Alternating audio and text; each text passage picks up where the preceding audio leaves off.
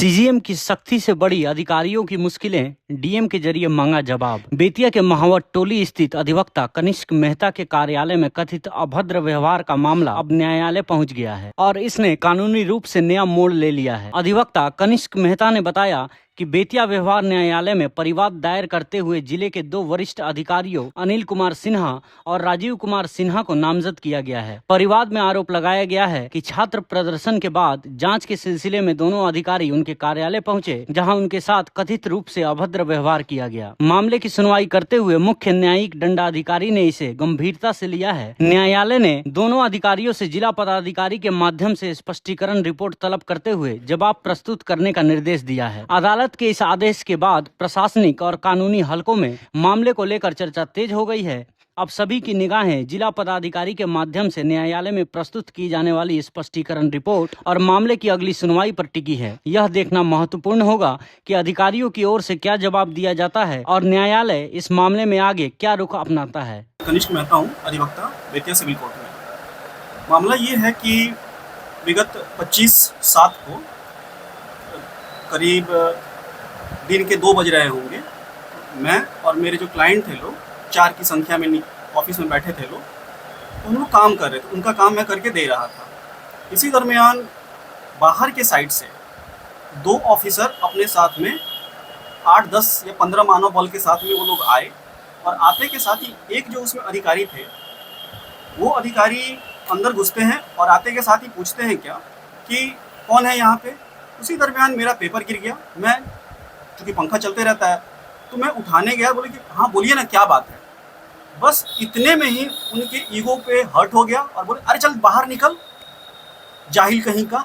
ये वर्ड वो एक पेशेवर अधिवक्ता के साथ में प्रयोग किए। फिर उसके बाद से बाहर निकालने के लिए वो धमकाते रहे। बाहर मैं गया, जो दूसरे अधिकारी जो थे वो कंधे पे हाथ रख के बाहर किए, फिर बाहर ले आके वो धमकाते रहे और धमकाने के साथ साथ बदसलूकी भी किए। यहाँ तक उन्होंने ये कहा कि इसका भी नाम लिख। तो ये मामला था।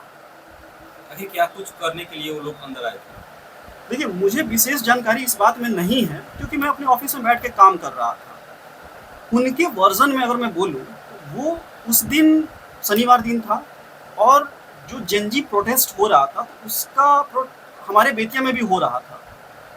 होने के दौर में कुछ जो वो मुझे आके और मुझे बाहर लोगों से पता चला 2 बजे के बाद, 2:30 बजे के बाद, कि बाहर पथरावबाजी हुआ था।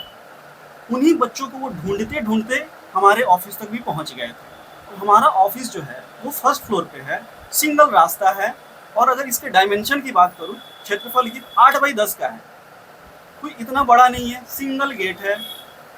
जब उनके जाने के बाद में कुछ उनके जो मानव बल के कर्मचारी थे वो आए और जितने भी यहाँ पे खिड़की लगे हैं उसके पर्दे को हटा हटा के देख रहे थे कि यहाँ से भी कोई दरवाजा है कि नहीं।